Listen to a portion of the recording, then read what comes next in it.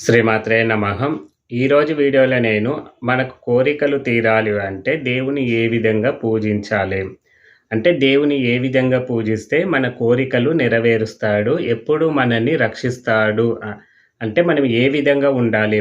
చాలామంది చెప్తుంటారు. అంటే మీ కోరికలు తీరాలంటే దేవునికి ఈ నైవేద్యాలు పెట్టండి, ఇన్ని దీపాలు పెట్టండి, లేకపోతే ఈ సమయంలో చేయండి అని చెప్తుంటారు గదా!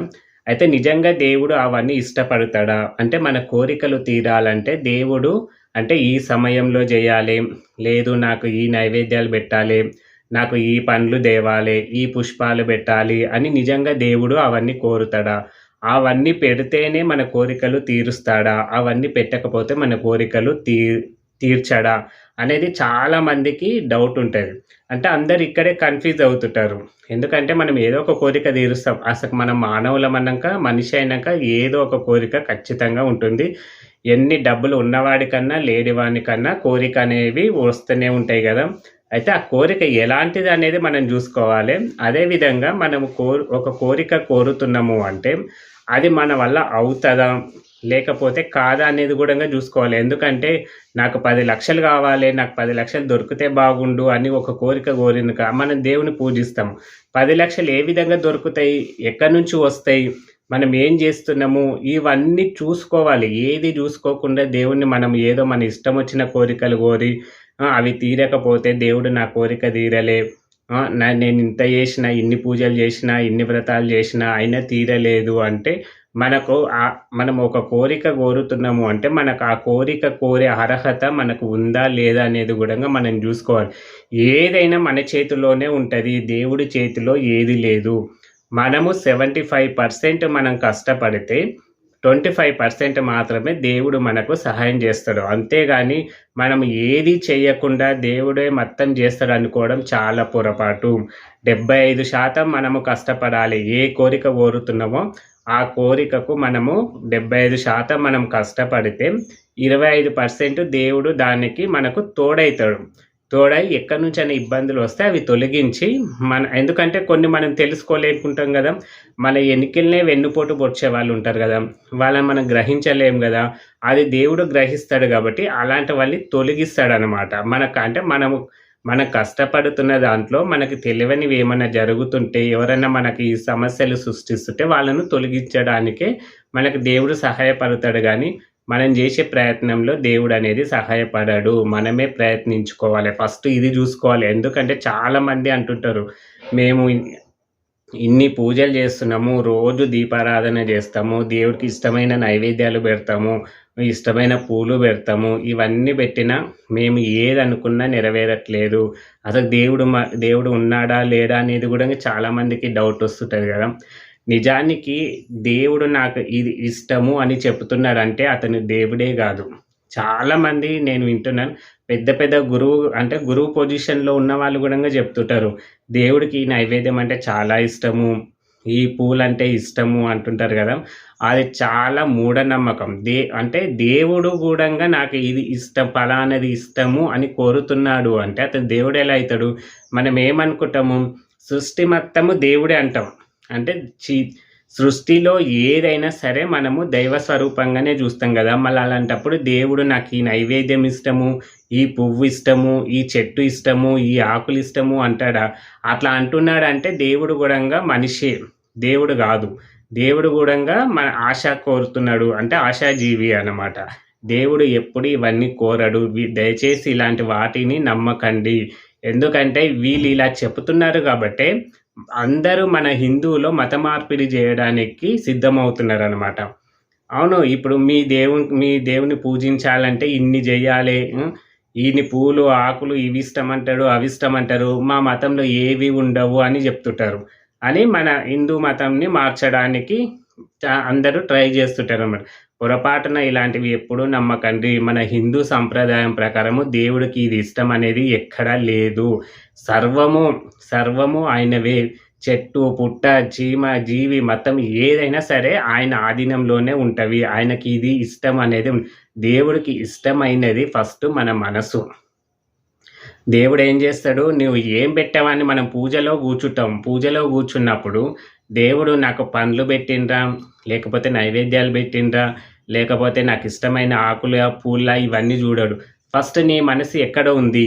నీ మనసులో ఏముంది? నీ మనసు నాపై ధ్యానంగా ఉందా? లేదా? లేదు ఎక్కడన్నా ఆలోచిస్తుందా? ఫస్ట్ ఇది జూస్తాడు దేవుడు. మన మనసు మంచిగుంటే ఏం జేస్తాం? మనం 10 మందికి దానం జేస్తాం. అదే మన మనసు బాలేదనుకో 10 మంది వద్ద లాగుకుంటాం. అంతే గదా! అందుకే దేవుడు జూశేది మనకు ఫస్టు మనసు.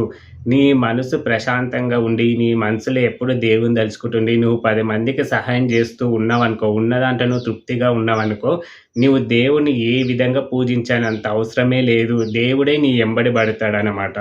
ఇది అంటే దేవుడిని మన కోరిక తీరాలంటే దేవుని ఈ విధంగా పూజించాలంటే మనం ఎప్పుడూ మంచి జేస్తూ ఉండాలి. 10 మందికి మంచి జేస్తూ ఉండాలి.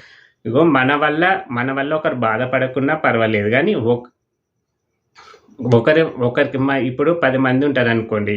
10 మంది వల్ల మనం బాధపడ్డా పర్వాలేదు. మన వల్ల ఒకరికి ఇబ్బంది కలగకూడదు. ఒకరు బాధపడకుండా చూసుకోవాలనమాట.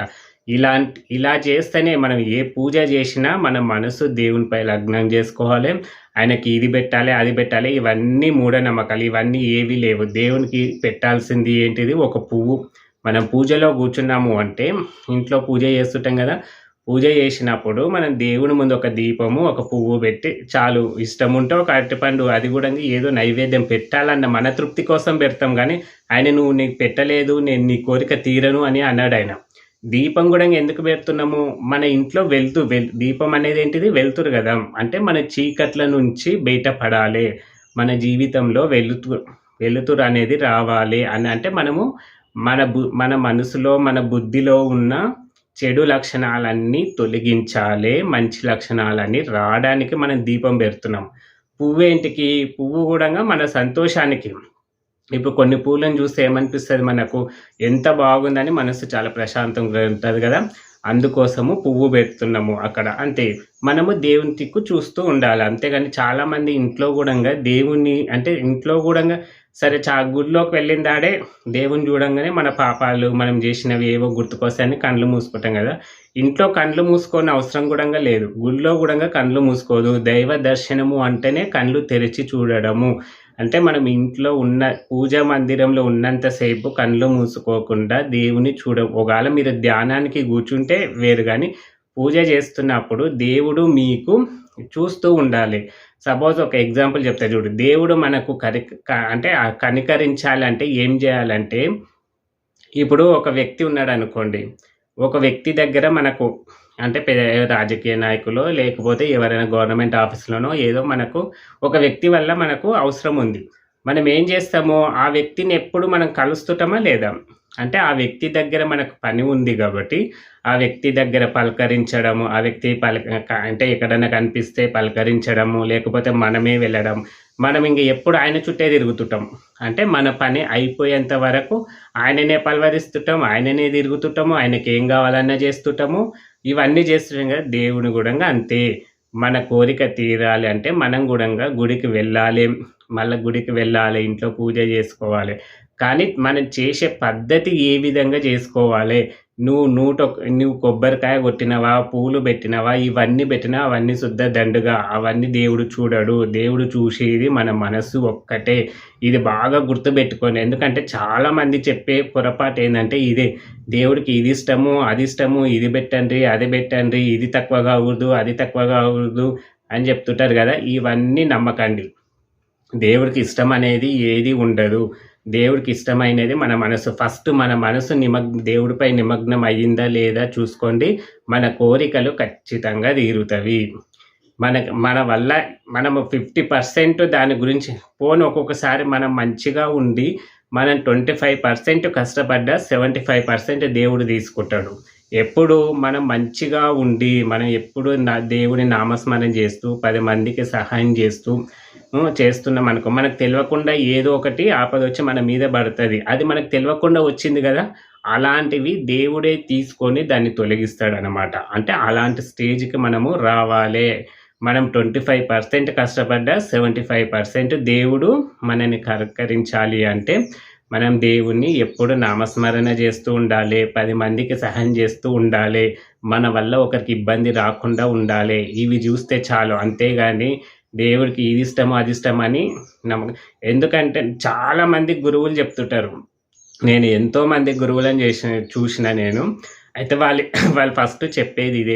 దేవుడికి ఈ నైవేద్యం పెట్టు, ఈ పువ్వు పెట్టు, ఈ ఆకులంటే ఇష్టం, ఇదైతే చాలా ఇష్టము. దేవుడు ఇది పెట్టంగానే మురిసిపోతాడు అని చెప్తుంటారు.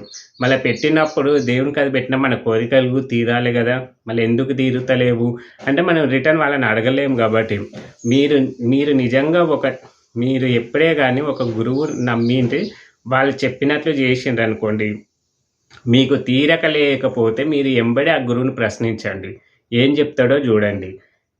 ప్రశ్న ఉండాలి. ఎందుకంటే మనం గూడంగా దేవునితో పోట్లాడాలి. ఇప్పుడు మనం రోజు దేవునికి దీపం పెడుతున్నాము, ఇవన్నీ చేస్తున్నామంటే ఒకసారి దేవుని మీద మనకే కోపమొస్తది. నువ్వు ఉన్నవా? లేవా? అయ్యా నేను ఇంత కష్టపడుతున్నా నువ్వేం చేస్తున్నావు అని. మనకి ఎంతో మంది ఋషులు దేవునితో పోట్లాడినోళ్ళు ఉన్నారు గదా! మళ్ళీ ఈ అన్ని చరిత్రలు జూసి మనం ఎవరో ఇవిష్టం, అవిష్టం అని ఎందుకు నమ్ముతున్నామో మనకే అర్థం గాకుండా ఉంది. అందుకే ఎవ్వరు ఏం జెప్పినా ఇదిష్టం, అదిష్టం అని ఎవ్వరు నమ్మకండి. సరే మీ తృప్తి కోసం పెట్టండి నేను వద్దంటలేను.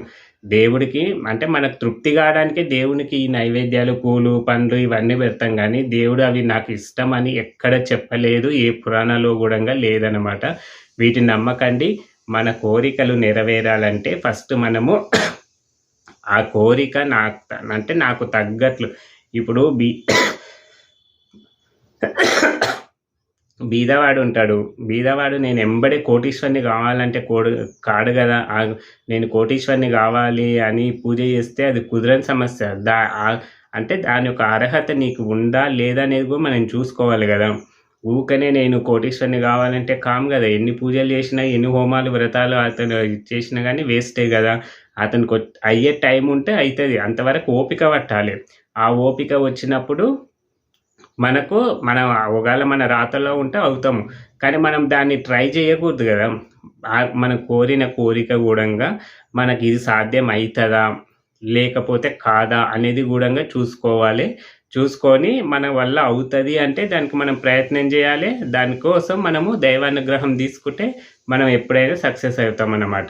అందుకే అందరూ మన కోరికలు తీరాలంటే ఫస్ట్ మనము ఎక్కువగా దేవుణ్ణి పలకరిస్తూ ఉండాలి. పలకరించాలంటే ఈ పూజలు, పునస్కారాల వల్ల గాదు.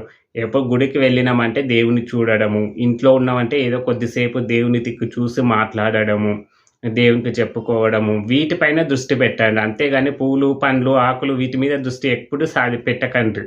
వీటి మీద పెట్టినామంటే మన ఇంట్రెస్ట్ మొత్తం పోతదనమాట. ఇలా పూజించండి. మన కోరికలు తప్పకుండా నెరవేరుతాయనమాట. జై శ్రీరామ్.